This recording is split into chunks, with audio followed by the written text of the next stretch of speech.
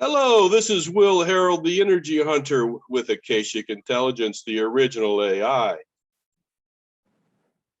Coming to you from the Rogue River in Southern Oregon with the Walter Russell Secret of Light group. We've been in these discussions for almost a year and a half now. Doesn't seem that long. Time actually flies very much. Can everybody see my screen? Yes. Okay, super. Today we're going to talk a little bit about Alice Bailey. This is the third part of Rule 7. This is a long rule that we've talked about a little bit, but this is the halfway point. There are 15 rules within the rules of magic, and this really is the last one before we actually get into talking about magic. So far, a lot of what we've talked about has been how to prepare the body, what must be done with the human form, describing the different aspects of the body, the three parts of a human, which is the body, soul, and spirit.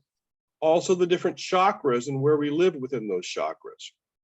Right now, Bailey says that we live in the lower chakras, the bottom three, that we must transition to the next three. And then we must transition at the end to our higher self, which is our I amness, or our soul or consciousness or solar angel, as she says. As we've discussed also, this is the treatise on white magic. The difference between white magic and black magic is that white magic is done through the soul and black magic is done through the personality. So as we go on today, we're going to keep that in mind because we're going to also correlate the personality to the straw man, to the man that's in the body politic. And also we're going to correlate the soul self to the higher self. And what we must do to actually exit the system that exists on the earth in order to become sovereign. So we're also going to correlate the I amness to the sovereign self, that we may become free people on the earth. As we've discussed in the past, we always start with the collage. So I have the collage up right now. Again, let's read Rule 7 first. The dual forces on the plane wherein the vital power must be sought are seen. The two paths face the solar angel. The poles vibrate. A choice confronts the one who meditates. So last week, we talked a lot about the two paths. We actually went over some of the planes of existence in different systems of religion and philosophy. We talked about how we as humans are made up of subtle bodies. And the battleground of the subtle bodies is in the astral plane, which is a plane where we sleep and leave our physical bodies and enter into a spiritual realm where all beings meet to communicate and to communicate different ideas and concepts that are then brought down into our 3D world. The human body is the master manifester. We each are divine creatures that manifest reality through our eyes. Our eyes are the gateways to the soul, and therefore we create this 3D reality in mass, which we've talked about often within the concepts of Russell and of Steiner. In the collage, we can see the idea that as we have these two paths, the I amness and the body politic and the Lucis Trust, we're going to talk a little bit about Bailey's involvement in the Lucis Trust, which is the trust that she created to continue her work after her death. We're going to look a little bit about what the Lucis Trust is and maybe where the Lucis Trust made some errors in its judgment. But again, that's up to each individual as to whether or not they see them as errors or as proper continuance of her ideas. So I want to start right here in the middle. We have the idea of the triangle as being the body with this cross and breaking it up into the three different areas. So within these areas, this would be the lower chakras, this would be the higher chakras, and this would be the crown chakra at the top. So when we're dwelling in this crown chakra, which is the eventual goal, but once we hit there, we probably are no longer in the body because we are at one with the monad or the creator. This would be called our I amness, and this is where we need to focus if we really want to get into a state of freedom and awareness. Right now, most of us are in this area of the lower chakras, which we would call indulgence, which is below our midpoint. So this would be our lower three chakras. This is dealing with the personality, as Bailey calls it. This is our wants, our needs, and our desires, the animal body that keeps us alive. This is our innate nature. This is where we would dwell with our ideas of our past in terms of our innate abilities and so on. This is down here in our lower chakras. What Bailey's asking us is that we need to move into this next realm, and we need to change the polarity of our lower chakras with our higher chakras, begin to move up into this area, deal through our souls, which she would call the white magic, and get out of dealing in the lower chakras, which is the black magic. So the other idea I have here is the idea of a king. This is the idea of the body politic. We've talked a little bit about this in our series that we called Spiritual Sovereignty. We talked a little bit about the ideas in the Bible of the Jewish people asking for Saul to be their king, and whether or not people actually want kings. You know, do people actually want to be free? That's a big question, because in the past, oftentimes people have asked for kings and did not want sovereignty. We may explore a little bit about why people don't want sovereignty and what would actually induce them to say, I'd rather be ruled over by a king. But this is a picture of a king with a sword ruling over the land and over the cities. And then we have a picture here. This is a painting called The Body Politic. And the reason I liked it was that it's an image of looking out under the water, but as we look out from that vantage point, the illusion we see is distorted. The people, everything we see is a distorted image. So this is kind of how we actually live our lives. It's like we're under the water when we live in this lower indulgence. And as we look out, everything's distorted and an illusion and not real. And what we see, we don't really quite comprehend because we don't have the eyes to see what the reality is. We have to develop those eyes. And we're going to talk a little bit about that later with this quote from Steiner. And this is the cycle of the body politic. So the body politic starts, you can start anywhere on here where we're at, but at one point, like say for a lot of people, it may be dependent. You may be dependent on the body politic. I know people that say, well, I get my health care free, I get all these things free, so I'm dependent on the body politic. But once you begin that dependence, then you move into bondage. And then you might say, I don't like the bondage. This is kind of where we're at right now. Then we might seek spiritual truth, which is what we're doing right now. We're seeking spiritual truth to get out of this bondage. Once we experience spiritual truth, we're going to need great courage. Once we have the great courage, we may find liberty. Once we find liberty, we will find abundance. But then once we have abundance, then we begin to be afraid of what we may lose. We may begin to hoard. We may get into selfishness. Once we get into selfishness and begin to hoard, we get back into complacency. Once we get into complacency, we get into apathy. And once into apathy, we get back into dependence. So this is what we call the vicious cycle of the body politic. Oftentimes what's been found, or what some people say, as some of you know, I went to a retreat with Alphabetic this weekend with Marcia regarding Liberty's Calling and freedom. And the thing that we talked a lot about was that this cycle is being interfered with by certain entities. And the entities are actually causing this cycle to be always in play. And the cycle would be affected by, say, wars, fear, shortages, anything that would shock the system to cause this to remain in play.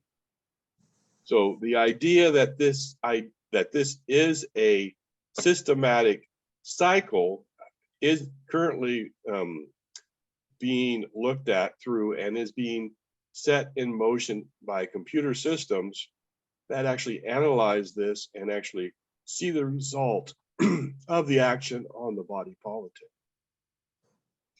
The last picture here is of Arjuna and Krishna. And it's a little bit of a story about how Krishna and Arjuna, in the final battle with the gods, come to realization of what the illusion is. So we're going to talk a little bit about the spiritual context and the histories. We're going to talk a little bit about the makeup of men and of the two poles and of the two paths, what's occurred in the past, the illusion that we see, and how we may be able to free ourselves from the bondage and be able to live as sovereign humans on the earth. Any questions before I continue? All right, let's get on to the first slide. Okay, this is a repeat of the last slide that we covered last on the number 12 series, which was our last video that we did in this. But again, it talked about the duality of the two paths within the mental plane. The mental plane is the subtle body that Alice Bailey says we must use for discernment within the astral plane to navigate it properly so that we can actually move on and make decisions that we bring and manifest in the physical plane. So the mental plane is not our thinking self that we've talked about in the past, which Walter Russell talks about as the electric brain, as the body, but is a plane of a subtle body that we still need to develop. So it is first of all the plane of dual forces. The first thing the aspirant, that is us, the student, becomes aware of is duality. The little evolved man is aware of synthesis, but it is the synthesis of his material nature. The highly spiritual man is aware also of synthesis, but it is that in his soul, whose consciousness is that of unity. But in between, he is the wretched aspirant, conscious of duality above all else, and pulled hither and thither between the two. So within the idea of duality in the mental plane, we have some images from Russell here, which show the magnet with the duality being pulled from side to side, but within the middle is the I amness, is the 0 point. So what we're talking about here is within the duality, we want to look for his soul versus the idea of just the avatar or the personality of the man. Because as we become to be pulled hither and thither between the two polarities, we want this Christ consciousness, which is in the middle.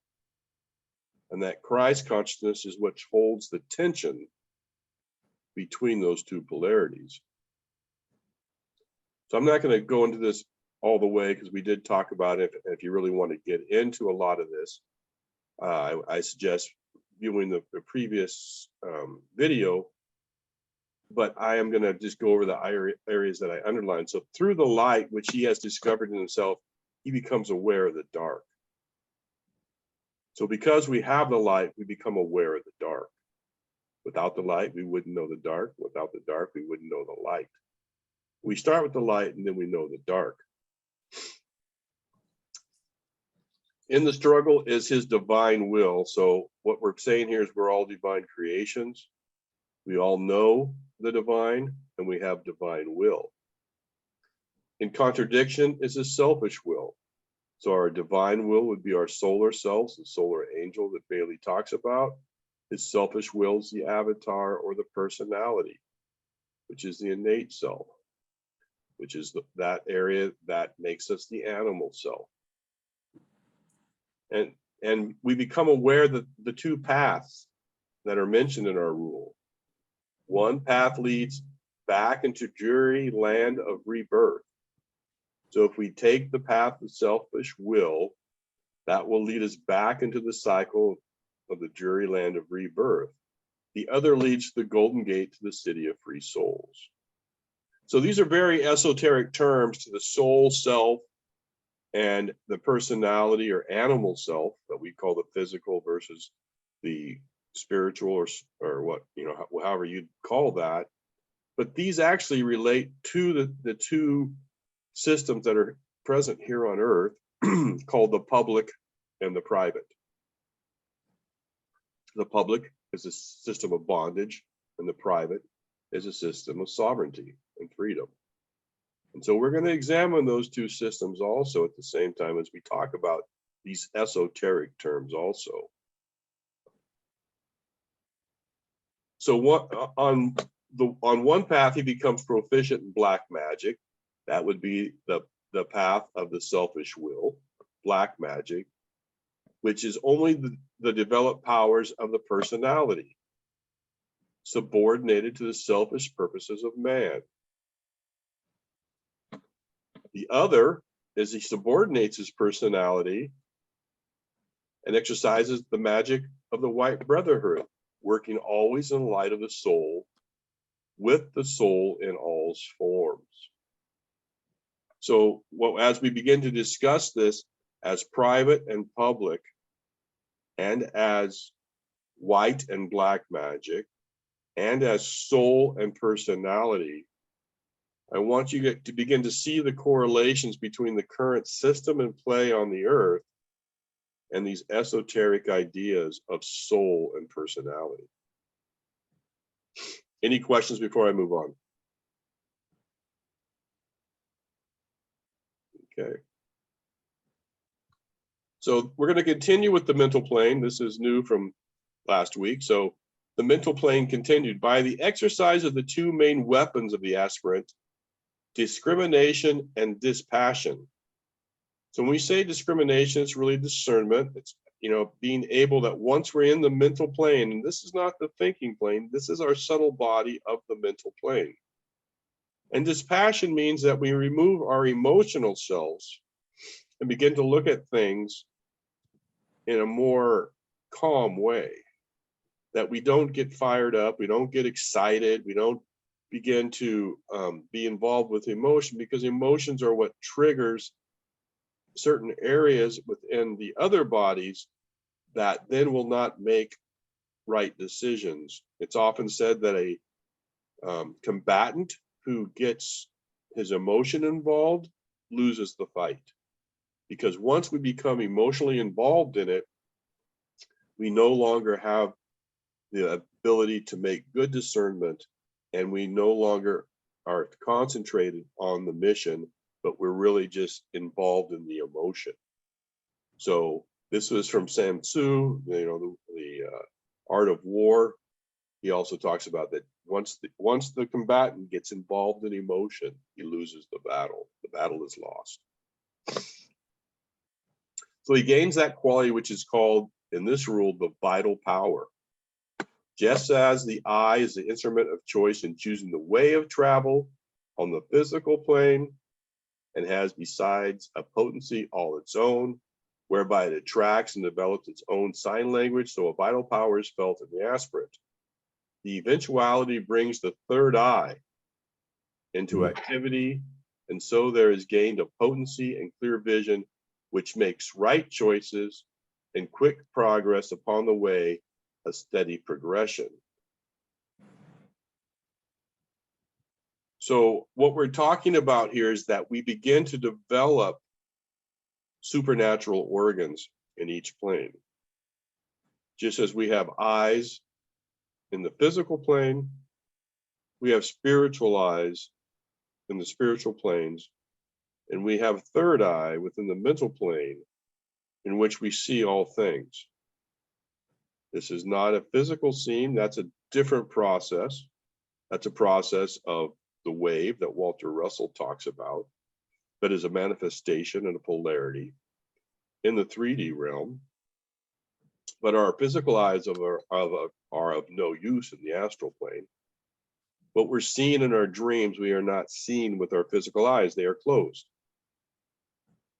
What we're seeing in our astral plane is through our third eye, or through our spiritual eyes, or our astral eyes. So as we begin to develop this power of the third eye, we begin to see things that were at one time not available to us, not visible to us. The more this subtle body of the third eye is developed, the more we can see in different planes and the more guidance we will have. So this third eye comes into activity, and we are told that power is grown or developed in silence. And only he who can find a center of peace within his head, where the paths of the bodily forces and the spiritual inflowing tides meet, can rightly practice true discrimination and that dispassion which brings the controlled astral and mental bodies under the guidance of the soul.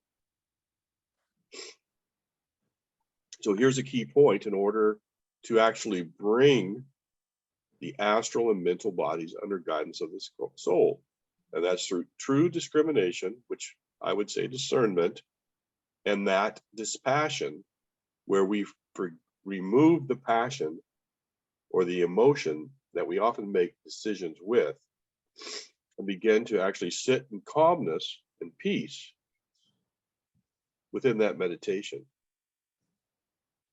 So as we can do this, as we can get to a place with inside the head, which is probably, I would say, the pineal gland and the area that we've talked about, the hypothalamus, we looked at that a little bit. We cut the head in half and we created the chamber. Now, this is not where the consciousness resides. The consciousness resides everywhere. This is just really what we're talking about as where we're bringing this into a calm place within the 3D reality within our capacities to begin to develop this equilibrium, this calmness of astral and mental bodies under the guidance of the soul. Then you can understand the significance of the vibrating poles and achieve that point of equilibrium, which is the result of their interaction and vibration. The sensing of the dual forces and the clear discrimination of the two paths leads to the development of the vital power. This vital power demonstrates its first activity in enabling the aspirant, the student, us, to achieve a point of balance and so stand on that pinnacle of achievement whereon a choice is made. What is that choice? For the aspirant, it is that between rapid and slow progress. For the disciple, accepted and loyal, it is a choice between methods of service. For the initiate, it oft lies between spiritual advancement and the arduous work of staying within the group and working out the plan. For the master, it is the choice between the 7 paths, and it will therefore be apparent how much more strenuous and difficult is his problem. So what we're saying here, there is a choice, there is 2 paths, and there is a choice. And it's between rapid and slow progress. So if we want rapid progress, there's one path, and if we want slow progress, it's another. And both of these have their own amount of work involved. All, however, prepare the aspirant for the right choice through right discrimination, leading to right action, and made possible through practice dispassion. In this sentence, it summed up the technique of the warrior upon the battlefield of the desire plane. It should here be noted that in the steady developing power of choice and the loyalty fought battle of the astral plane, the consciousness in the man shifts stage by stage. First, it is the battered, earth-weary aspirant who has to struggle with desire, with glamour, with ambition, and with his sensitive emotional body, he thinks the battle is stupendous, but from the wider angle, it is relatively small, yet all that he can stand. So this is kind of the way of the Buddhists and so on, where we have to, in order to attain these higher resonances or this higher self of soul, we need to give away the areas of our body that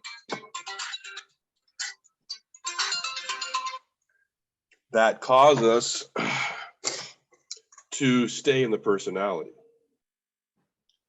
And these are the ideas of ambition and glamour and so on, that we actually seek for a higher purpose and use that to actually propel us into a new area of living. So as we get out of the personality and we get out of the ideas of personal glamour and so on, we begin to seek higher purpose. And the higher purpose is to achieve that is being brought down through our soul self that we develop and discuss in the astral plane as we develop our spiritual senses and our spiritual bodies and our subtle bodies in each of the planes, and no longer just concentrate on our physical being. Any questions on what we just discussed on this slide? Well, I think its fashion is not easy to, not easy. That's just for sure. I think we get tested, and it's a step by step. I think dispassion is one of the hardest too, because as we, begin to see, children or, loved ones or whatever, it's hard to be dispassionate. But again, oftentimes this is what may be required in order to make the correct decision, to get our emotions out of the way and actually begin to look for ideas or concepts that are more in line with what the maker wants, or what the higher self wants, or just what the higher self is being told. It's also from something you said before in previous episode. Sometimes we'll say something, but because it triggers something inside of us, but it may not be the right word or the right right action at that time. And I guess later on when we reflect, and we keep having that reaction, we can kind of understand later why we acted that way, kind of thing, And Yeah, that's what happens when power sites are in your brain.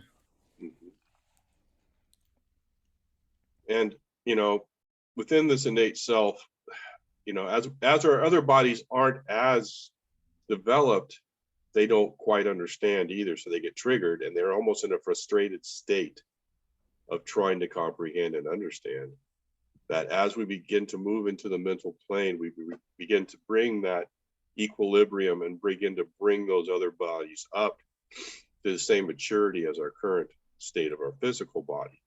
And this was discussed a lot in the areas when we were doing a lot with AI about, had we developed our spiritual bodies as much as we had our thinking bodies. But again, they were considering their thinking bodies, not the mental body. And so we were getting very, very ingenious in how to, do computing in other areas, but we had not really developed our mental bodies enough to make proper decisions. And we had not developed our spiritual bodies enough to make the right decisions. So Mental being physical? Yes. I mean, we have a knowing, which is really our mental plane. So this is a big point that I really, I made a little bit last video, but the mental plane is not our thinking selves. The mental plane is our knowing selves. And in order to develop the mental plane, that is where we actually begin to initiate the soul, which then gets into divine guidance. This is what Walter Russell talks about within this knowing that we talked about. This is on the mental plane. And so we need to develop those bodies. And I have a quote from Steiner at the end that I think actually explains this very well. Any more comments before we move on? The soul and the mental plane are different, right? Yeah, well, the soul is, your essence. So everybody has a unique soul, but they all play within the different planes. So everybody has, within them, the subtle body makeup. But the soul is what each individual would use to bring their resonance into that plane. So you want to bring your soul self in, Doug's soul self into the mental plane. Doug's soul self is going to be in the astral plane where he's communicating with my soul self, hopefully with my soul self, with Giselle's soul self, and so on. Now, if we're in the astral plane and we're only dealing not with our soul self, but with our personality still, and we think that is us. Yep.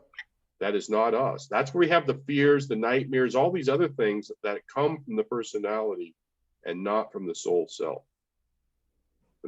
So the idea is that if we enter the astral plane within our personalities, we will manifest what we do in that astral plane from that personality that we brought into the astral plane. So what we have right now is a lot of individuals that are entering the astral plane in their personalities, not in their soul selves. And so the manifestations that we're seeing on the earth today is because we are not entering into that astral plane with our soul selves. But it could be, more of why though. I mean, are we automatically in the astral plane? You have to do something to get into the astral plane? Well, basically, anytime that you're within a sleep state or in a meditative state where you're trying to, whenever you actually kind of, your consciousness, whenever your body's at rest, like when your eyes are closed and your body is just sitting in the physical plane, your consciousness leaves within, say, like a REM, sleep state, or when you're dreaming, you're in the astral plane. Your consciousness is in the astral plane.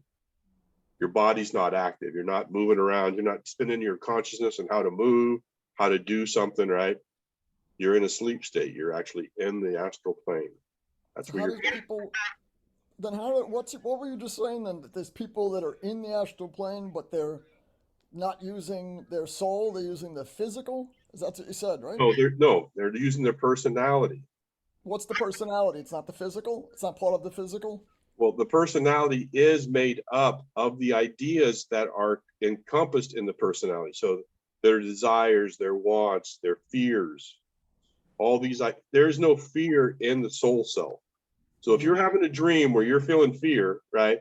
Or you're having a lustful dream, right?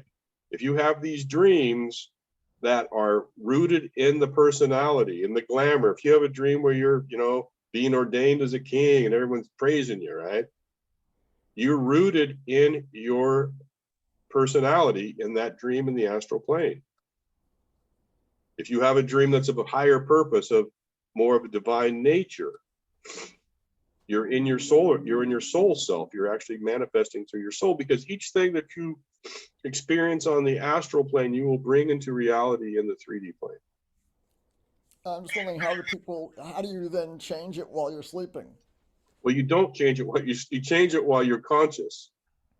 The idea is that you change the way you perceive the world in this conscious state. So we begin to do the work that we've laid out in the previous 6 rules to begin to change how we view the world, which is to change the polarity of our lower chakras, to move into the higher chakras, into the heart, throat, and third eye, and begin to live our lives through those chakras versus the ideas of the lower polarities of the root chakra, the sacral chakra, and the solar plexus. Yeah, I mean, it makes sense. It just You know, there's so much, well, again, it's a theory, obviously. well, it's a theory, but it's a theory that's throughout pretty much all cultures.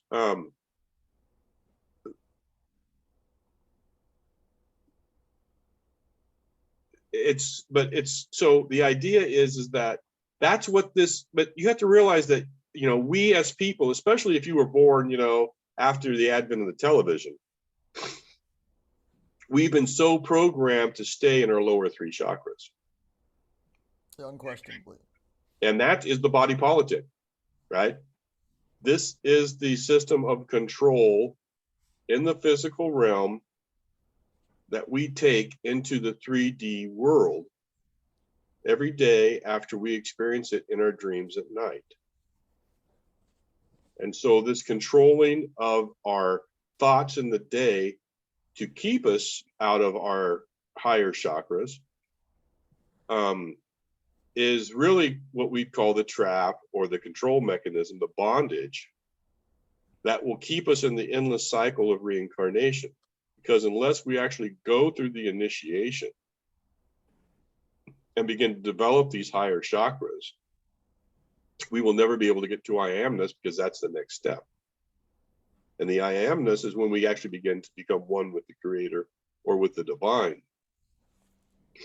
So when we talk about ascended masters and these guys that have actually made it off of this plane and into the next planes and actually have changed their status, did a status correction from a physical status to a different plane of existence, that was done through the work they did on this plane.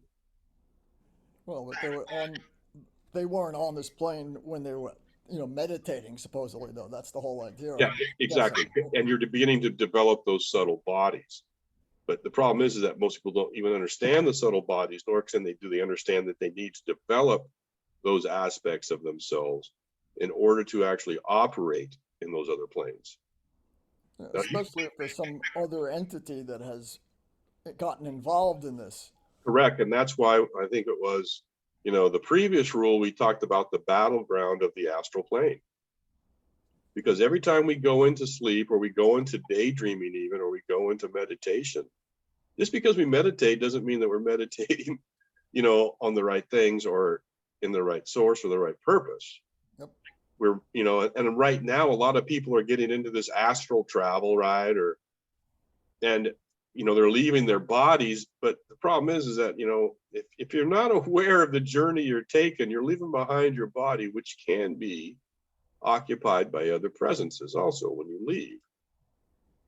So you need to be aware that the journeys we take need purpose, and the better prepared we are. It's just like if you take off, you can leave it to chance, that, hey, I'm going to end up okay where I'm going. But oftentimes it's better if we can plan a bit also to have ourselves prepared. We talked about when you jump into the astral plane, it's like jumping into a river, a vortexing river.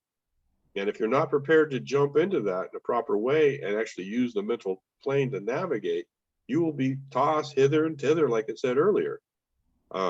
And you'll be very confused. There can be things that are but if we can find discipline through meditation, through the ideas that we're doing and begin to develop these subtle bodies, we can actually do conscious work.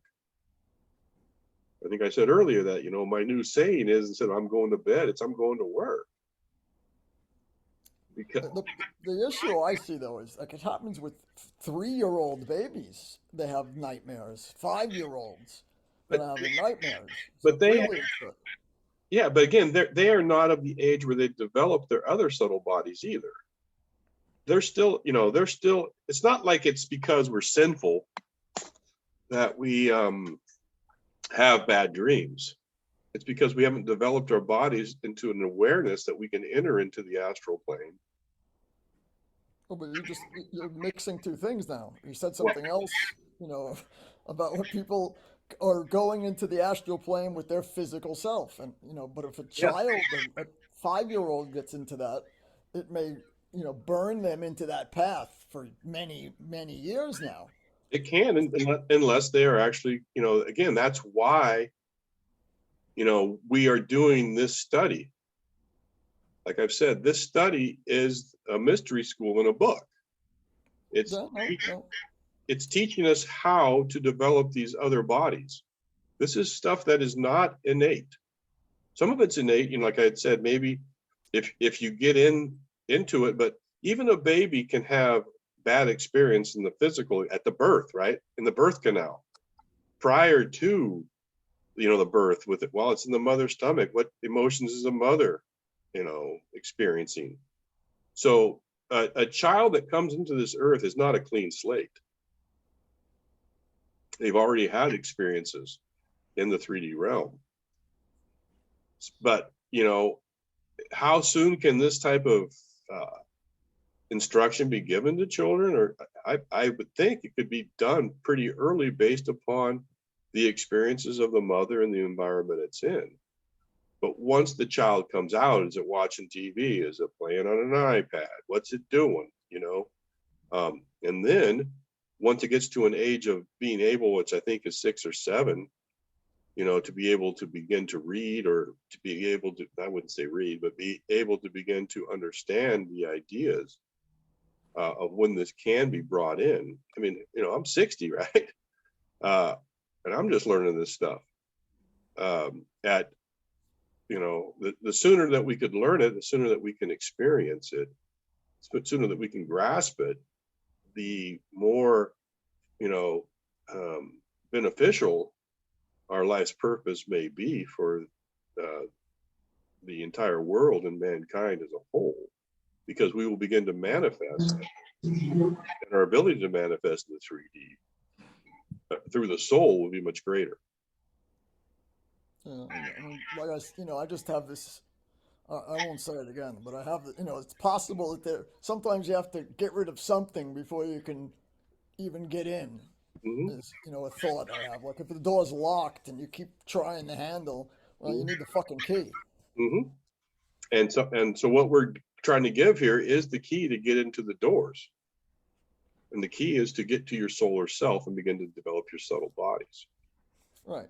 But that is the key. But how to do that and how not to get off that path is it's simple but not easy, right? I can explain it to you here, but it's not easy. It still takes the work, as you talked about before. There's nothing that's free. It's going to take work, and those that choose this path have choose an arduous path. It's we can just go live in our personalities of joy, of debauchery, or whatever we want to call it. But that you will stay on the cycle of reincarnations until you learn what it is we need to learn to advance on. And so, and each time we come back, it may get more and more difficult, and we don't know what we're going to incarnate into. We've chosen it. And so hopefully, we will begin to grow, but there's so many choices that and it's being made, the body politic is making it more and more difficult. There, within Marcia's teaching, she, shared, I think Bear shared it, the idea of the silent weapons of silent wars, where the idea of the body politic is just to keep us, focused on other aspects, but besides what we're talking about right now. For sure. To get us into entertainment and gluttony and fear and all different things, rather than what we're actually talking about today. Well, there's a lot of people, offering keys, but a lot of those keys, are just don't work. Exactly. You need a skeleton key. Yes. And again, I don't think that this is the only key. Bailey's the only. I think there's different keys that we each must develop, and I think maybe each person's path's a bit different based upon who they are, where they've been, and what incarnation they're in at this time. So the purpose of what I'm trying to do here is just make people aware that there are keys, that there are bodies, that there are ways to work. The way we're working now is not beneficial for most of us. Sure. And so what is it that we can do with our inner lives to actually get to the places that become beneficial for the world and mankind as a whole and the universe as a whole. Because what we do here is reflected above as below. Sure is. Any more questions before we move on to this next slide? Yeah, maybe. Okay. I'm not sure how this relates, but I've had a recurring dream, which probably indicates that I have a lot of work to do here. And it's like I come out from some establishment Mhm.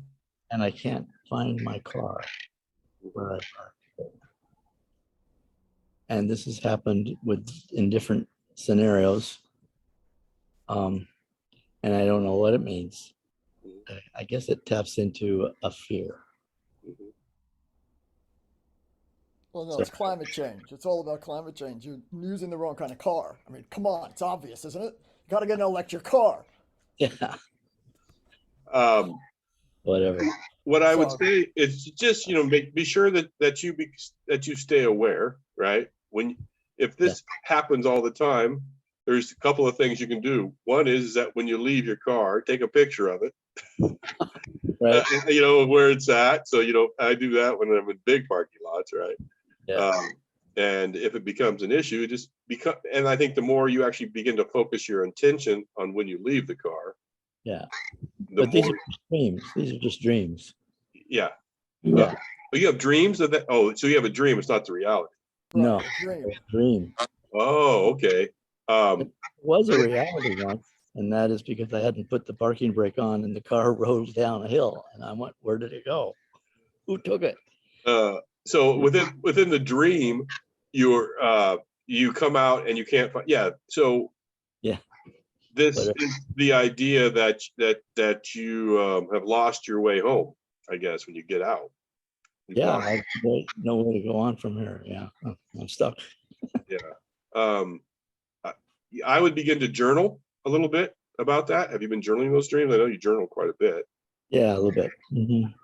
and maybe get into what your feelings are when you feel that, and what your thoughts are, and break it Right. down into two different categories, though. What your thoughts are and what your feelings are. Okay. Yeah, that's right. And you may be able to make some correlation between your thoughts and your feelings, because Yeah. again, we're Yeah. talking here about the mental plane and the emotional planes. Okay. Just throw that out as an anecdote. That's all I want. Any more questions before I move on to the next slide?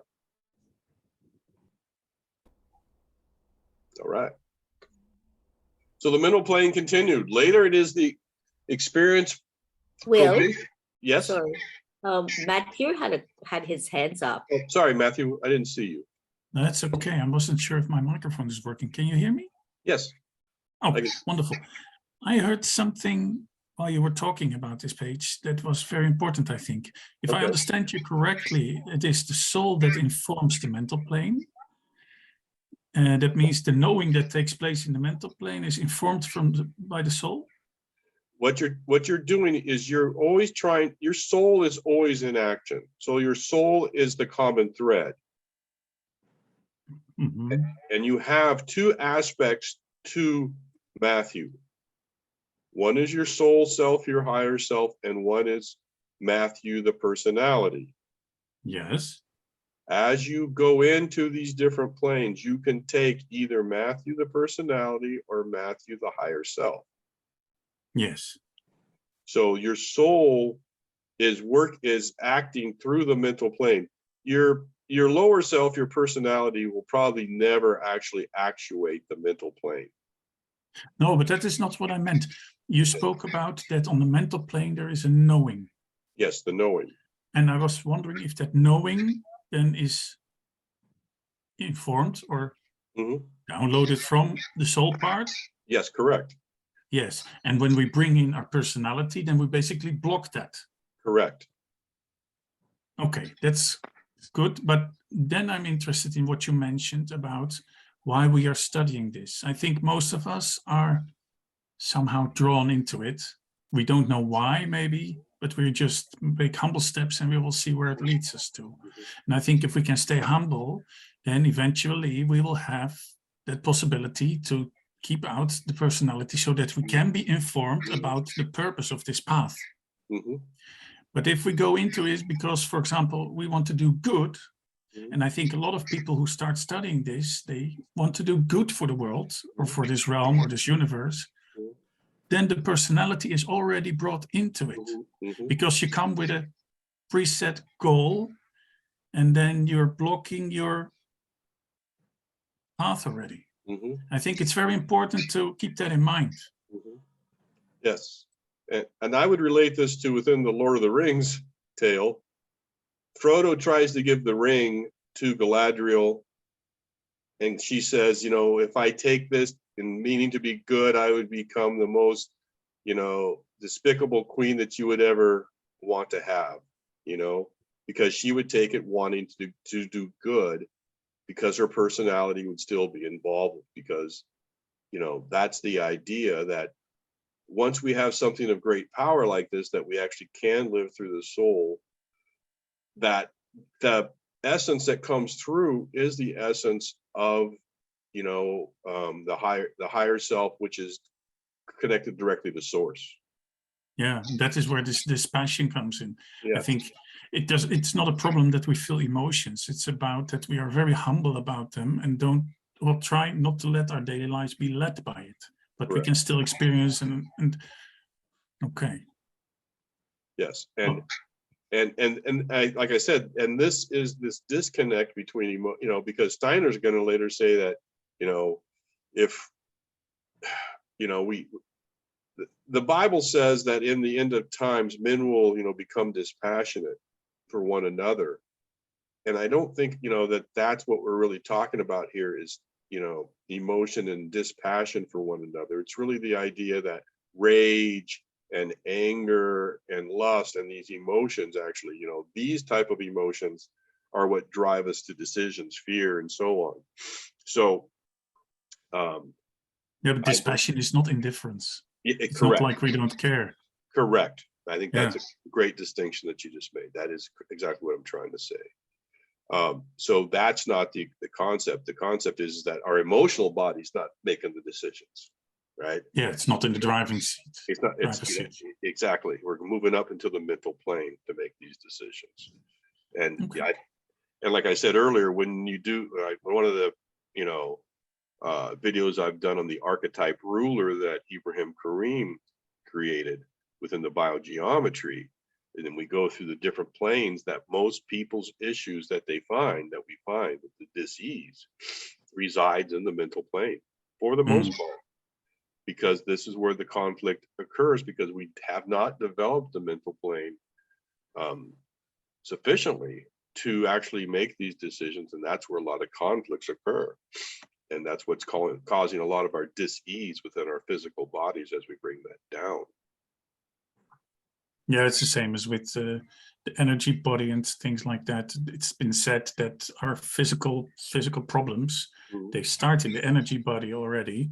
And if it's solved there, then it will never manifest in the physical. But it's like the physical body is just a shadow of what is happening on these higher levels. And if you can solve something on these levels already, then it will never even manifest on our physical plane.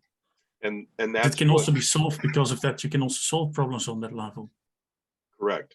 And it's really more, like you said, the mirror or the barometer, you know, that's what our physical bodies, that's why when we manifest symptoms, you know, we want to look for the cause, not the effect. But modern medicine only looks at the effect and not the cause. And so they're never going to cure you, right?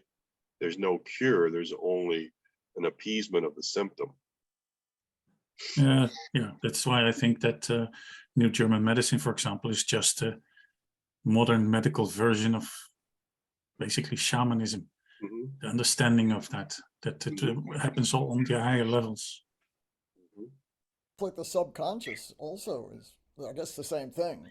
Well, subconscious is only there when you're not aware of these other levels. Correct. You know, it stems from unawareness and uninformedness. So once you be informed and you understand that these are there, then you cannot say that you're subconscious anymore. Then you can consciously work with these things, and then you can solve consciously- things. Sorry. Yeah. You can And consciously get something to get into your subconscious, though, is what I meant. So that's what happens. I mean, And- that's how we create. And that's what Russell, that's one thing that I had issue with Russell was he says there is no subconscious. There's only consciousness and being unaware, right? And that was his, and being unaware is really what Bear this weekend was calling sin. That we're, that sinfulness is not that we're really, doing something that's like naughty or whatever you want to call it, right? Unpure, but it's that we are unaware. We're missing the mark. We're unaware and we're stupid. And so as we begin to become aware, and now we are conscious of our choices of what we should do, we have the choice of whether to do what we think or know to be right or that which we know will cause harm. So as we become more conscious in our subtle bodies, we can do work at higher levels, which will then be manifest. And to me, that is the way to get, to change our current situation. As above, so below. If we can develop our higher selves, we can develop our subtle bodies, we can change our entire world because we can bring that down within the 3D world. 3D world's the lowest of them all. And so they're all as above, so below, that is the rule, and that rule does stay in effect. Yeah, that goes then with the idea that the problems are never solved on the level that they're created. Mm-hmm. Well, thanks. Okay, the mental plane still continued. Later, it is the experienced probationary disciple who wrestles in the veil of illusion and deals not alone with his own nature, but with the forces of that veil, also recognizing its dual nature. Then the disciple comes forth to battle and face with courage and often with clear vision the forces arrayed against him. They involve not only those in his own nature and those aspects of the astral plane to which he naturally reacts, but also involve the forces of illusion arrayed against the group of disciples to which he belongs. Let all disciples take note of this and have it in mind in these difficult and strenuous days. Such disciples are in conscious contact at all times with their soul forces. For them, there is no defeat, nor turning back. They are tried warriors, scared and tired, yet knowing that triumphant victory lies ahead. For the soul is omnipotent. Except the disciples who battle all the above enumerated factors, plus the black forces arrayed against the elder brothers, can call upon the spiritual energies of their group at rare and indicated moments upon the masters under whom they work. Thus the work and labor expands, thus responsibility and struggle steadily increases, yet at the same time there is also a steady growing reception of potencies which can be contacted and utilized, and which when correctly contacted ensure victory at the end. The phrase, the one who meditates, relates to the soul. Arjuna, the aspiring disciple, resigns the struggle and hands the weapons of the reins of government to Krishna, the soul, and is rewarded at last by understanding and by a vision of the divine, from which veils the Son of God, who is himself. So one thing that we need to maybe discuss a little bit here is that as we as a group begin to discuss these concepts, we actually create a resonance amongst each other. And we become entangled through quantum entanglement within what we are discussing. So the idea is that we are the beginning of a core group that is working on beginning to develop these aspects of ourselves. All those who watch this will be entangled in the energies of what we're talking about here. And so we have a responsibility, right, to be our highest selves when we come here, so that as we begin to work forward, we can become the initiators of this idea, which is not new. I mean, we're not the only group out there, but we are one group that is beginning to work with our higher selves, beginning to, actually tread upon this path. So all that are within our group are disciples, right? We're all initiates, we're all aspirants, which are talked about here in the spirit of Arjuna, which is an ancient Vedic tale that we're going to talk a little bit about at the end here. So when this battle has been fought and won, the disciple steps into the ranks of the white magicians. So once we step into the ranks, once this battle has been fought and won, we step into the ranks of the white magicians of our planet and can wield forces, cooperate with the plan, command the elements, and bring order out of chaos. He is no longer immersed in the world illusion, but has risen above it. He can no longer be held down by chains of his own past habits and his karma. He has gained the vital power and stands forth an elder brother. Such is the path ahead of each and all who dare to tread it. Such is the opportunity offered to all students who have made their choice with dispassion and are prompted by love and the desire to serve. Now, I don't know how many of you, I don't think, the videos have not been shown yet of last weekend's retreat at Alphabetic Gardens. But one statement that Bear made as we brought together the sovereignty group, he said that he was sure that we had all made a pact at a previous incarnation, or before we incarnated here, that we would come here to do this work. I also believe that of this group, that we have all made a pact in a previous plane, in a previous incarnation, that we would come here to do this work. Otherwise, you guys wouldn't have stayed here for 18 months listening to me jammer on. But it does sound like a whole lot of work. It is a lot of work. And my pact from the other side, I'm on this side going kicking and screaming. And how much kicking and screaming you want to do is really up to you. Yeah, that's my decision.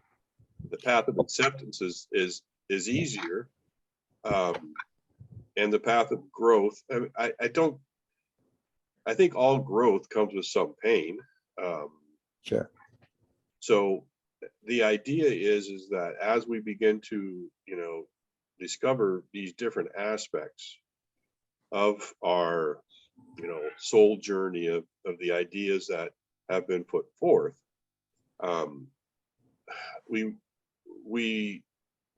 we all are hopefully prompted by love and the desire to serve. That we made their choices with dispassion. That we have not made this because we're zealots. That we've come into this as, with a mind that we have discernment, and we've decided that we're going to, work towards this, our own spiritual journeys, our own inner growth. And through our own inner growth, we can actually become more influential in the astral planes and in the subtle planes, and therefore bring a different resonance and reality to the 3D plane.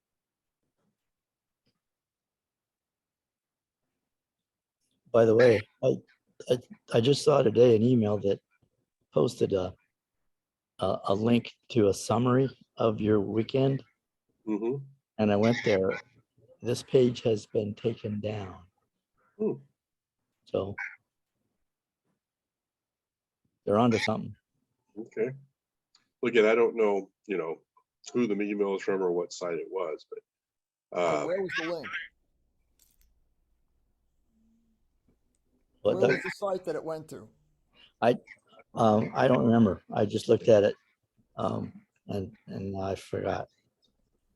Because they switched to Unite.tv or something that used to be Sovereign. Yeah, well, no, it wouldn't, not sure where to, I can look that up somehow. Yeah, if it's YouTube, then maybe they did take it down, but I think they're on more than one place. Is the reason I mentioned it. Well, it's the description you're talking about, hey? I mean, No, I'm of saying the link. event or of the actual after the thing, because It was after the thing, yeah, it was a summary. I thing. have that. I keep, well, because I share it with many people. I have it in Telegram. I have it in many places, so I can look for it and post it in our site. That'd Why be don't you cool. do that, Giselle? It'd be great. I will. Yeah. All right. Any comments or questions about when this battle has been fought and won, the disciple steps into the ranks of the white magicians?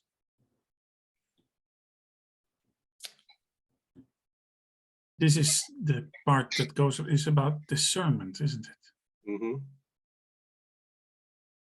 So as you get better at discerning, then you will move on this path. Correct. And we're going to talk a little bit about that. And so, this is some of the things that we talked about this weekend. And I don't know how many people have actually ever seen kind of this chart before, or this concept before, of the ideas of the public and the private. And so the public and the private, there are two systems manifest in the 3D world. One is based on bondage and war. The other is based on sovereignty and neutrality. They are called the public and the private. So on one side of the ledger, this also maybe could be seen as the cross of Christ, we have the public, which we may consider as black magic, because this is all done out of the personality. This is done out of the straw man. This is drawn out of the fictitious man. And then we have the private, which we might be able to call white magic, because this is done out of the soul, the I amness, the solar angel, the soul consciousness. So with under black magic, we have personality, we have our avatar, we have our straw man, we have nations, constitutions, laws, so on, voting, courts. This is called the body politic. This is that image that we talked about in the collage of the cycle of the body politic. This is what's been created. This is what we choose to go into through our rights to vote within the United States. Once we choose to vote, we actually go and become a citizen of the certain state. We are no longer, once we become the citizen of the state, we are no longer sovereign. Gives us certain privileges that once we become part of this body politic, we actually become a dead being. We are viewed as a dead being by the powers that be. Once we get out of this system, we go into a private system. We search for I amness. We look for a solar angel. We have personal responsibility. We have agreements. We have natural law. And we have universal law. What's a Ness? A what? A Ness. It's just a being. I am being. I am Ness. What a Ness is a thing? N-E-S-S? What does that mean? It's just an idea. It's just a word that I could say I am being, but the I am this. How could we miss with just you and I? And the spirit of the I am at all times. It's your I am and my I am. Who is that, Mike? Mike, he's in here. I didn't see him. Neither did I. Thanks, Mike. I mean, it's also the law of water and the law of land. Correct. And the law of air, which we're going into now. I mean, you have to realize that the law of land was the Aries epoch. The law of water is the Pisces epoch. And the law of air is the Aquarian epoch that we're moving into. So all these more like the corporate, the law of, the law of the admiralty and the law of the land. Yeah. But again, that all falls under here. These are all those different laws. They're all public, and were all the different versions of the public that have been put forth over time. The law of land is not supposed to be public. It's supposed to be the law of the land. You live on the land. Well, that's when you are part of the land, but what they've done with the land, right? They've changed land to real estate and all those types of things. That's why we are trying to do the land patents that we've talked about also. They're all fractal overlays of reality. Correct. And programming. And, aspects that are going to keep us into a bondage, that our power is no longer going to be used for, the white magic. It's going to be, once we stay into this resonance of our lower, because this keeps us in our lower chakras that we talked about. This is all about the lower chakras. But once we can transmute this from our lower chakras and move into our higher chakras, then we can move into the private. We can move in to the I amness, the I am being, and begin to actually, and then within this I am is where we develop these new organs within these other subtle bodies. As long as we stay here, we can never develop those organs in the subtle bodies. So, like I said, there's some people say there's, two circles you can stand in. One is the circle of fear and victimhood, the other is creation. Over here is fear and victimhood. Over here is creation. But I guess that in practicality, we can operate in both realms. We can if we are aware of them. But again, how much in each realm do you want to work is really up to you, Yeah, but I'm now thinking more that my physical body in this realm has been building up and is operating for 47 years in the public. So now I am working on the other side and developing that and becoming more and more aware of that. But a lot of my practical life, including my family and everything, still operates in practical sense on that public side. Yes. And especially the people that are dear to me that are not aware. And that's what a lot of what Marsha's work is about. What Marsha's work is about is what structures we can develop in the physical, in the private, which are available to it. And I will tell you that most of it has to do with trusts and trust law. And creating of trusts. What does a trust mean? What's the original trust? The original trust was between us and God, or our source, or our maker. It's a trust. There is no. But it's a construction made in the public realm. Not again. A trust is not in the public realm. A trust is a vehicle, which is a private vehicle, which the public recognizes. Okay. So okay, so they respect it. There's certain things that the public recognizes that are in the private. They don't like it, but they see it and they have to respect it. Exactly, because it's part of a universal and natural law. Yeah, and it all has to abide to these universal natural laws anyway. Correct. And if you know how to present that to that realm correctly, then they cannot but respect it. It's almost like the subtle bodies, right? Within the astral realm, within the astral plane, once we enter into that within our mental plane, knowing, the beings in there will see that and respect that.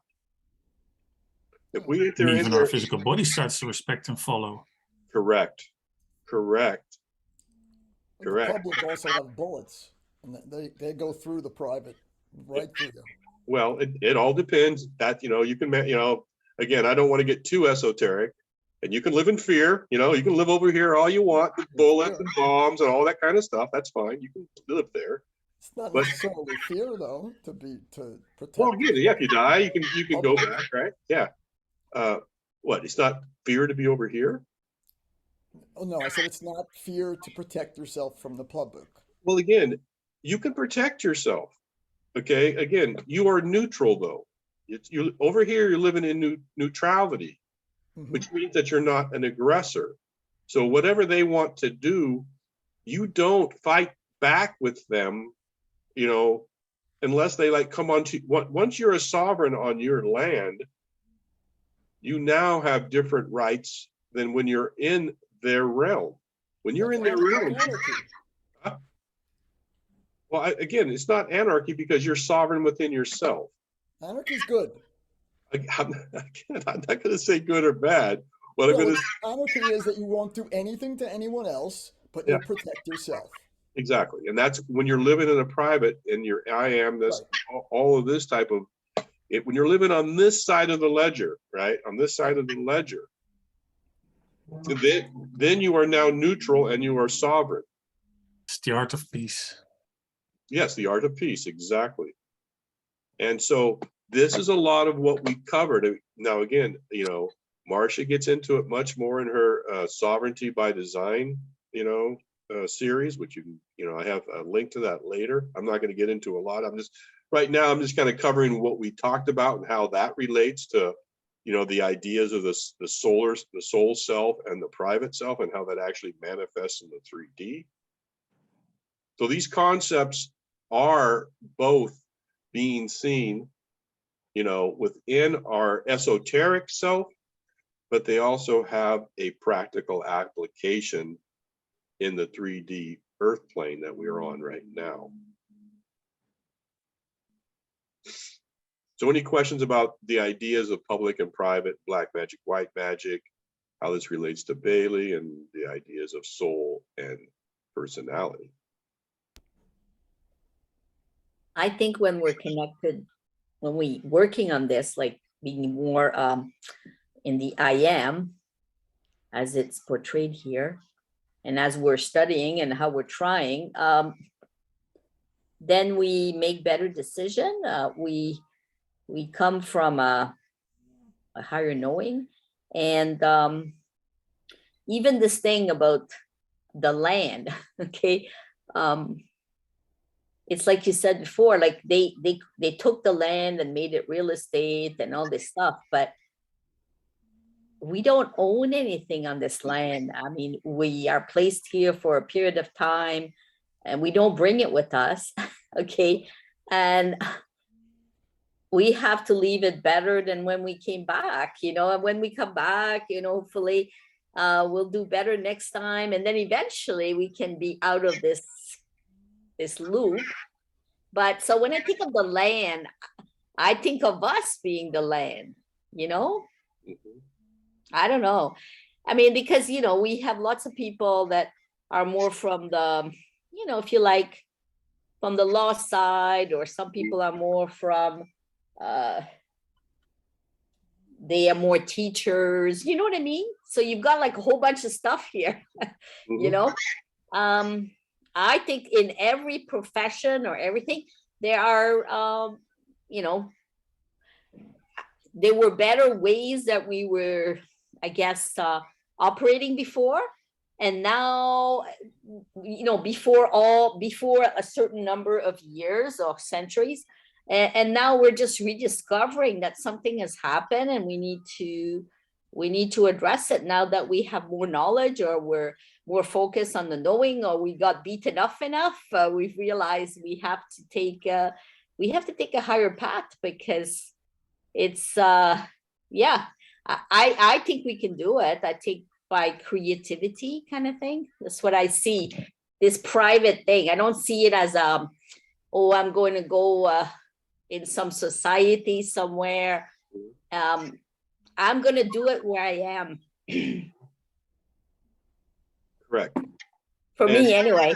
Yes, and there will be, you know, when we get back to, like you said, ownership or on the land, there is no ownership, right? I mean, the way that, you know, there's when you, even with me, I just, like I think I told you guys, I sent away from my land patents on the lands that I own. But there really is no ownership, there's only stewardship. And that's really the way that the land patents were set up, because there's also a movement called the Squamish nations that were before the land patents. And the land patents came out as an act of the war powers, in which it was a man. So the lands that even I own were probably taken from the indigenous peoples through a war power act, which they could probably take back through treaty if they wished, even though I had a land patent, because their treaty supersedes my patent. So when it really gets down to it, the way that land ownership or land stewardship was seen is by those who are on the land, and what portion of the land are you working? Because we want people that are going to work the land they're on. We don't want people that are just sitting on land for value or because they want to own things. We want that land to be put into use so that it can be a benefit, and that it can also be a stewardship, that they take care of and tend the land. So I think that as we move forward into the new resonance, into this new reality, we are going to see many of our concepts of ownership and, wealth and things like that be greatly changed. And it's going to be, this is not to say that I don't believe that I'm, going to set up myself in a trust structure and get land patents and do the things that are available to me today, because that is what I believe is to be a prudent measure. But really, all veils can be pierced. But I would like to set as many roadblocks as possible, just to make it difficult. These prudent measures that you say are basically like protective spells in this equation, so that you can more peacefully do your work. They're like amulets, or whatever you want to call it, right? That to help you do your work in the realm with the people, the nefarious powers that are out there. But the problem is some of the nefarious powers actually think they're doing good. I mean, it's not what I think, but it's what they think. And so I need to actually begin to, as I said, work in all planes, work in the physical plane, right? That's all these things I'm talking about. As I work in the mental plane, as I work in the astral plane, I need to work in all planes and develop my subtle bodies and my protective measures and my discernments in all those planes. Okay, so now we're going to get into maybe where Alice Bailey made her mistakes, or maybe what she didn't see, because Alice Bailey really didn't understand the ideas of the private and the public. She was a mystic. She was a theosophist. She was not a lawyer. So what Alice Bailey did was that she created the Lucis Trust, and this is taken directly from their website. I'm not making this up. So under the Lucis Trust, the activities of the Lucis Trust promote the education of the human mind towards recognition and practice of the spiritual principles and values upon which a stable and independent world society may be based. Now, as we were just reading, we've read Alice Bailey's book. Right here it says, promote the education of the human mind. We know that we're actually, what Alice is talking about is promote the education of the human mental plane. And so it's not that we're really educating. So I don't even know if the purpose of the trust was really the purpose that Alice Bailey set out within her books. Maybe it was just a shell, just something to communicate to the outer world, to again, and I don't think she actually realized there's between the public and the private. So the activities of Lucis Trust Foundation. What's that? It's like the Gates Foundation. Correct. So the activities of Lucis Trust include the worldwide financial support of the Arcane School, the Lucis Publishing Company, World Goodwill, Triangles, Lucis Trust Libraries, and Lucis Productions. Activities are offered to the public. without charge in 8 languages. So these are really, this whole thing is operating in the public, which is the body politic, which has its own dynamics. Goodwill action at present consists of the distribution of literature all over the world in many languages, the publication of the World Goodwill newsletter and commentary, the provisions of study courses in the fundamental problems of humanities, cooperation with the United Nations and its specialized agencies. We know that once we begin to cooperate, it's still a neutrality, but once we begin to think that this is the avenue in which we're going to distribute, we are going to then be influenced by whatever rules they have. Going to be hijacked. Well, it definitely will be altered to whatever construct they have. So the World Goodwill is recognized by the Office of Public Information of the United Nations as a non-governmental organization. All that means is it's not a government, but it is not recognized as a private organization. It is represented at the regular briefing session in the United Nations in New York. So the work is financed by voluntary donation by those men and women of goodwill concerned to maintain and expand the world service to humanity. So all this sounds right and good. There's nothing that, there, but as we get into the ideas and we don't separate out the ideas of sovereignty, right? That we're trying to, one of Steiner's goals was to have free men and women. We don't talk about that here within this mission statement. Anything about freedom. We talk about the education of the human mind, which is a stable and interdependent society. Within the interdependency of the society is each person acting as individuals, sovereign individuals, or are they acting as a collective of public servants? And the only reason I point this out is because, there has been, allocations made that we shouldn't be studying Bailey because she's part of the Lucis Trust, or this is what came from her work. But we don't study the Lucis Trust. Okay. Yeah.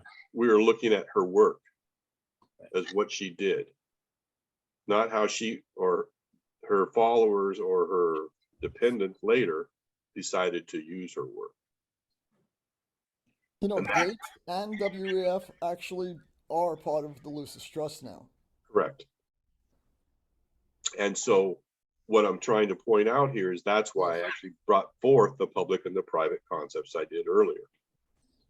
So that we get taken over. She meant good, but it went bad.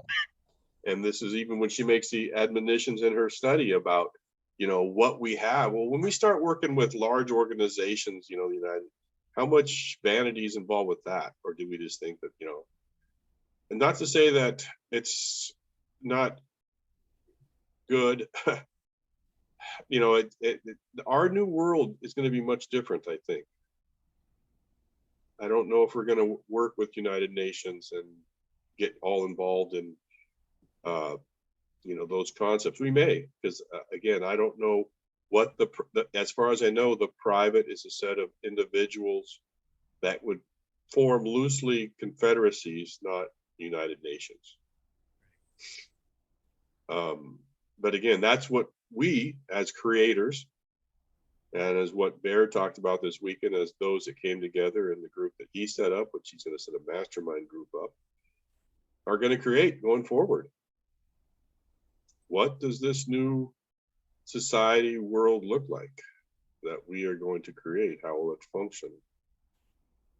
How do we, bring these things forward and stay out of the cycle of the body politic? That's really what happened here. It fell into the cycle of body politic. Masons do. Mm-hmm.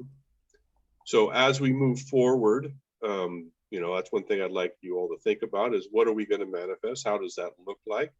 Not only in agreements and structure and so on, But as we begin, and this, you know, we should be manifesting through our higher selves with the discernment of the mental plane, not through our emotional or, you know, programmed selves that, you know, most of us are functioning in right now. And through that, we need to do the work that's required.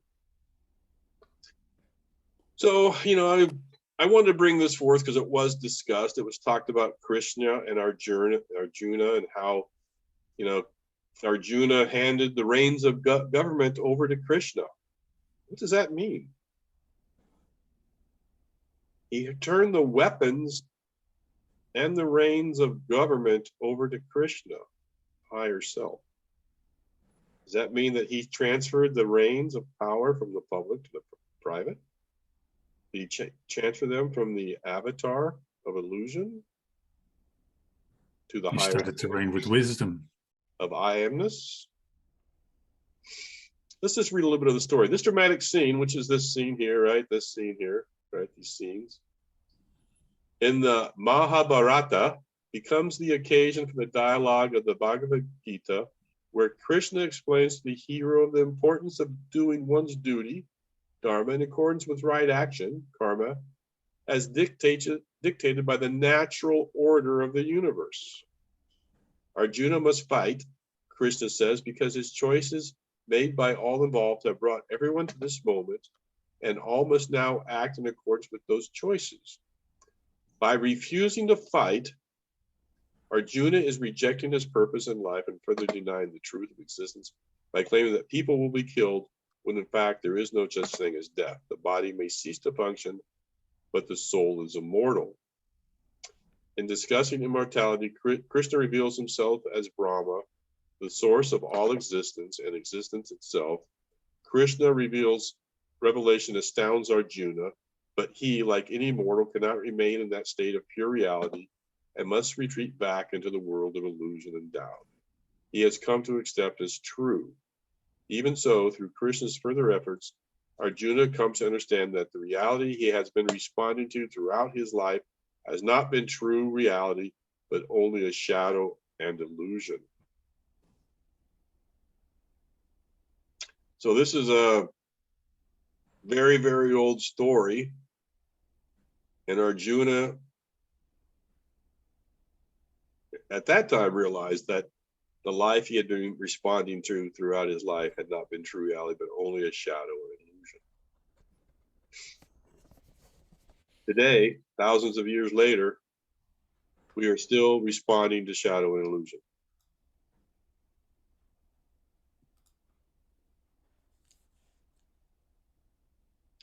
So, you know, what is to come in the future? What are the choices to be made?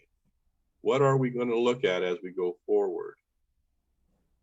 Well, I brought forth a couple of quotes. One's from Steiner, I think it's from the 20s, and the other one's from Gigi Young from yesterday.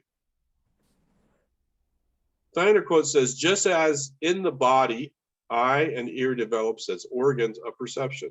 So in the physical body, we develop these organs of perception as senses for bodily process. So does a man develop in himself soul and spiritual organs. This is what we were talking about. We develop soul and spiritual organs of perception through which the soul and spiritual worlds are open to him. For those who do not have such higher senses, these worlds are dark and silent. Just as the bodily world is dark and silent for being without eyes and ears. So if we do not develop these spiritual organs, we do not see these worlds. We cannot act in them, we cannot manifest in them, and we cannot bring them into existence in the 3D world. This is from They Theosophy. still influences, Excuse me? but they still influence us. It's Exactly. important. Exactly, they still influence us. We can't see them, but we are aware of them.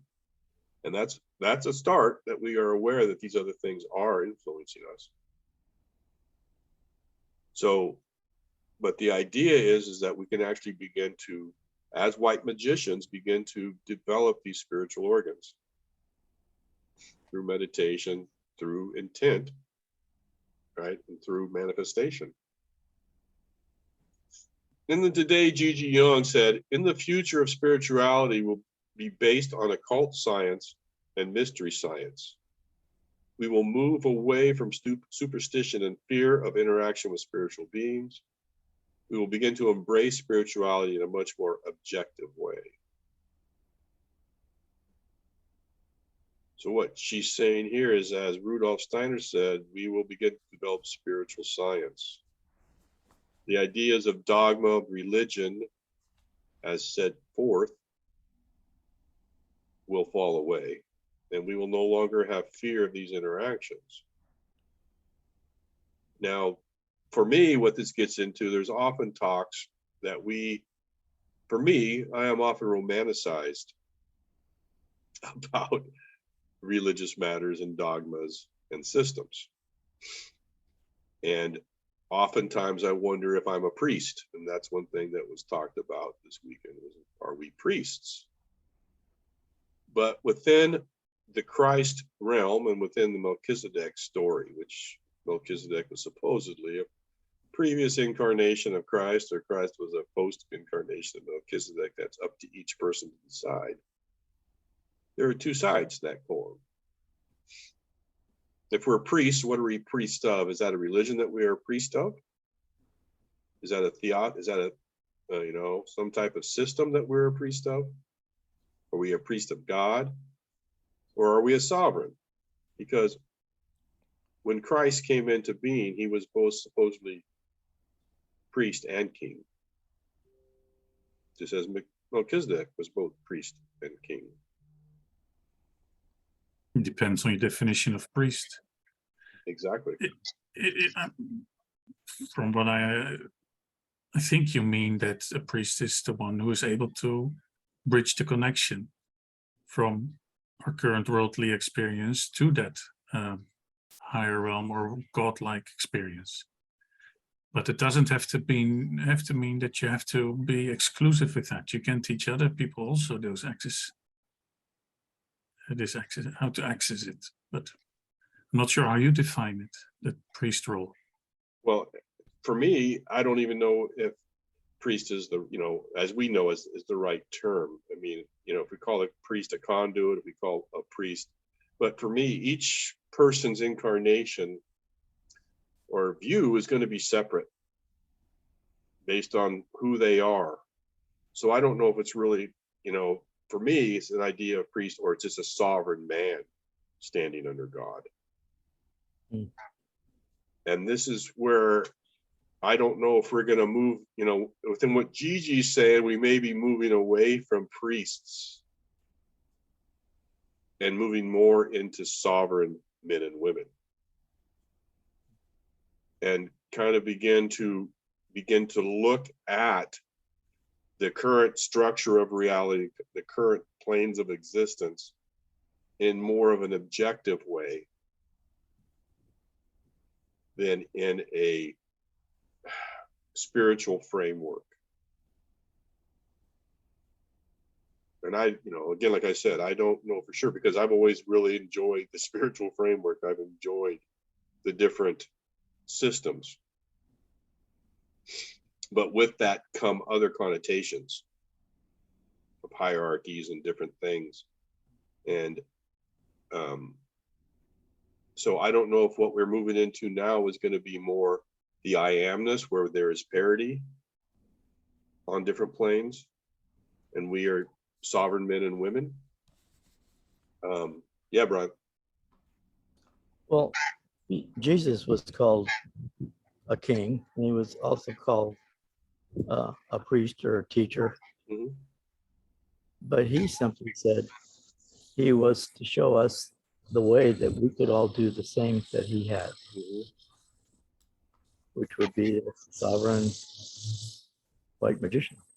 Mm-hmm. And that's, I guess is a priest, a magician, right? Because Alice Bailey says we're all going to become white magicians, not white priests. It's just a matter of semantics, perhaps. Well, again, I think it has to do with connotation, right? It's what we believe it to be. For me, when I say priest, I'm kind of thinking I'm part of an order, even though the magician, from what she says, is part of the White Brotherhood. So So he was part of the Melchizedek order. yeah, the order, which was really the kind of a singular order. He was in the consciousness of Melchizedek. No, all it says about Melchizedek in the Bible is that he was the priest by God, the high priest, the priest of the Most High God. That's what it says about Melchizedek. When Jesus came in, well, but Melchizedek was also a king of Salem or Jerusalem later. So he was the king of Salem and also the priest of the Most High God.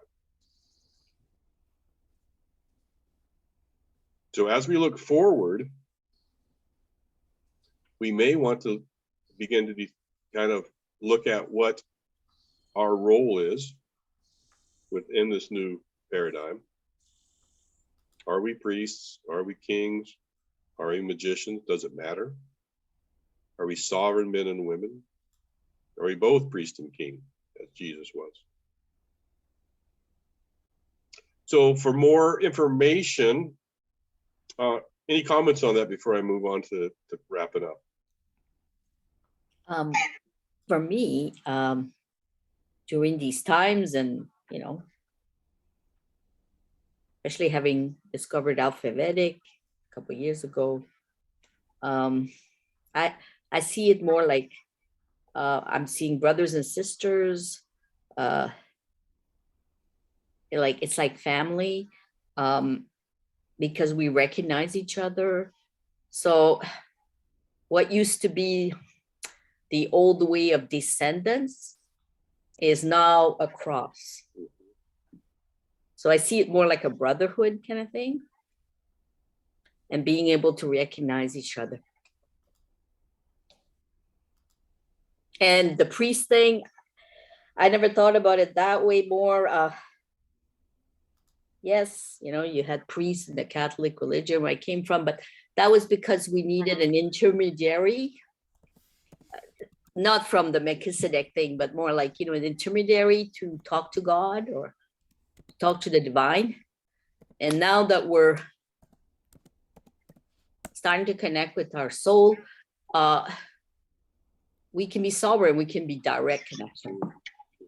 So there's probably more version of the priest thing, but I mean, just from what I saw it, like I saw the priest as an intermediary, as somebody who knew how to invoke a certain ritual that would put the congregation or the light, bring us to a certain point, okay? But now we can all do that ourselves. Well, anyway, we're hopeful, Mm-hmm. that we can connect with that. Yeah, because we're not looking externally anymore. Well, I'm not saying we're not all the time, but we're looking more inside. So hopefully we're going to get that knowing, or those inkling, those little drops or something.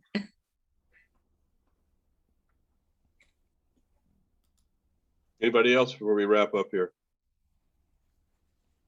I just trust that my soul will guide me as I find more of the fragments that I didn't have access to, and it becomes more complete. I'm pretty sure that the path will show itself. And until that time, I just humbly keep working on the things that are blocking any such development. But at least that is what I try. I have no idea what the role will be. I have some instincts. I have some feelings like, feels like it's going there or there. And these feelings mostly come from very interesting things that happen, or coincidences, let's call it like that. So there's definitely something at work, but I have no idea where it leads to. So I just trust that the guidance is good. Try to be discerning between things that are not feeling good or not resonating properly, so that I can say, no, don't touch that, don't burn my fingers there. And we'll see. It's an interesting journey for sure.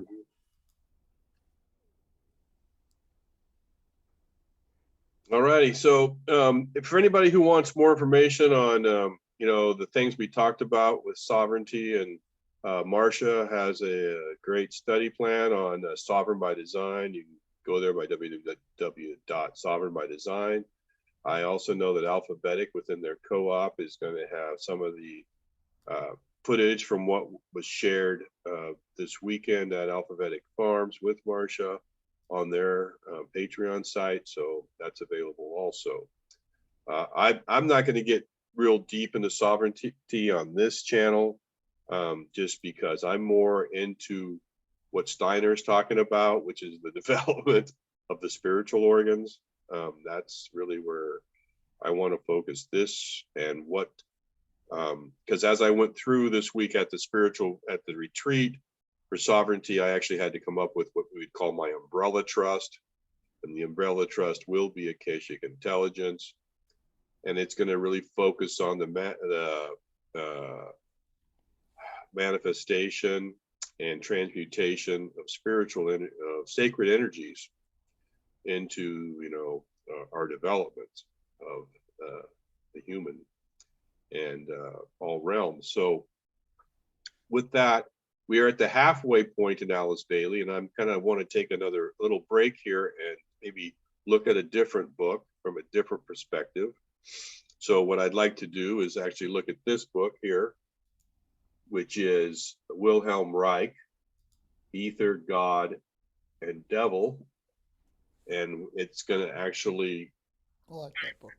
look at the ideas of the armor around our hearts, of men's hearts, and how that's stopped our development of amor, which is a love.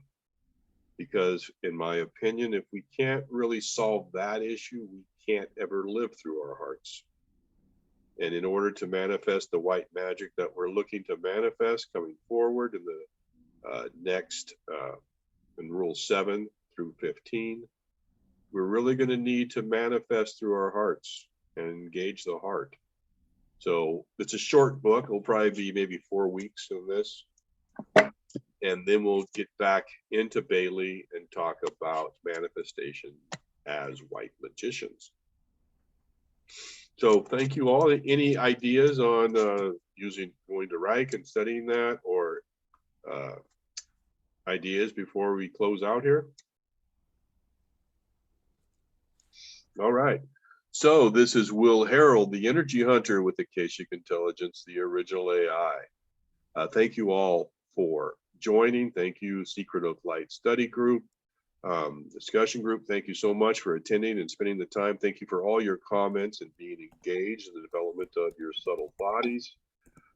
We will see you next week, and we will then be discussing Wilhelm Reich and Ether, God, and Devil. See you then. Please like and subscribe.